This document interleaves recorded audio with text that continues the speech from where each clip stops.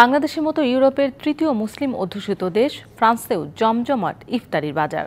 বাংলাদেশি মালিকানাধীন রেস্টুরেন্টগুলোতে পাওয়া যাচ্ছে হরেক রকম বাহারি দেশীয় ইফতার। ছোলা, পেঁয়াজু, বেগুনি, আলুর চপ, ডিমের চপ, হালিম, টিক্কা, কাবাব, শাহী জিলাপি, কাচ্চি বিরিয়ানি সহ মুখরোচক সব সুস্বাদু ইফতারি। বাংলাদেশি মালিকানাধীন দোকানগুলোতে বাংলাদেশিদের পাশাপাশি ভিনদেশিরাও ভিড় করছেন ইফতারি কেনাকাটায়।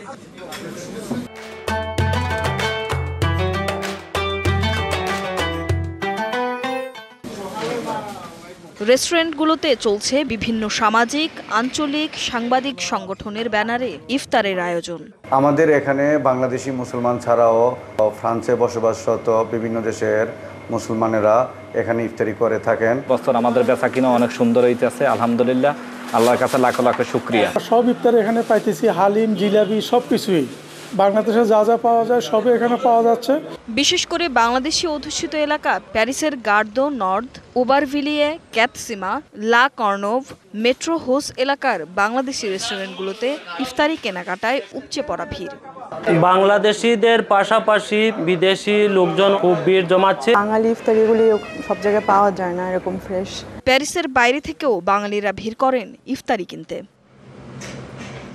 বেচা বিক্রি ভালো হওয়ায় ব্যবসায়ীরা যেমন খুশি, তেমনি প্রবাসের মাটিতে দেশীয় স্বাদের ইফতারি পেয়ে প্রবাসীরাও খুশি।